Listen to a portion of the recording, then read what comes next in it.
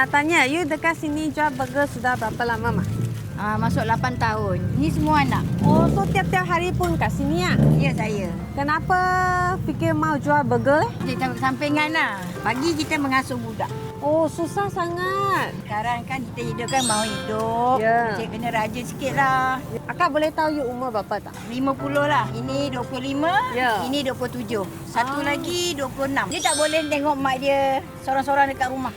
So, kita beli 50 special ayam. Ya. Siapa yang datang, you free kasih. Oh, okey. Boleh? Ni akak ambil dulu. Okey. Ni bagi you dengan anak. Okey, terima Ya. kasih.